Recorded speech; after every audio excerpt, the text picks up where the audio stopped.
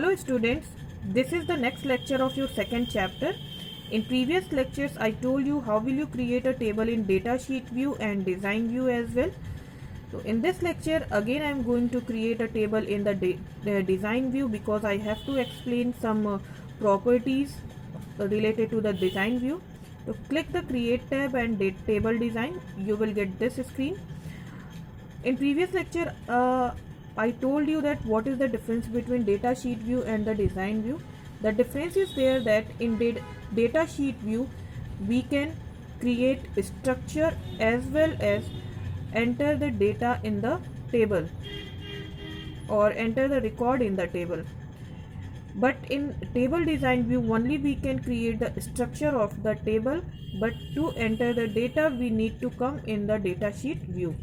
Structure of the table means which type of heading we are going to take in the table and which type of data we are going to store in a particular heading, and even we can set some properties related to a particular heading.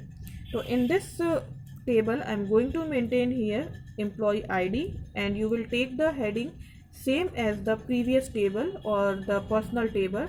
Double click the personal table, you will see all the headings. So employee ID is here to take same as the personal.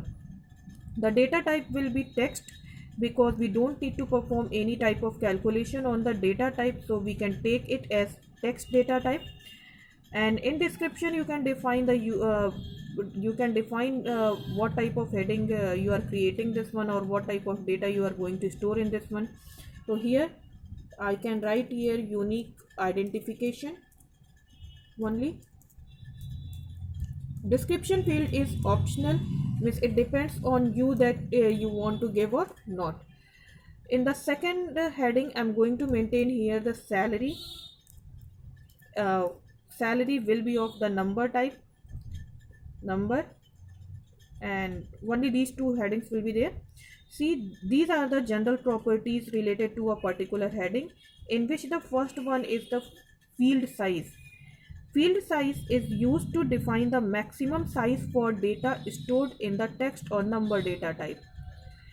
For example, if we are taking it as a number, we can store long integer, and generally long integer supports integer means the value without the decimal point. So we can store long range of the numbers, and even you can take from here only integer. Integer does not support long range.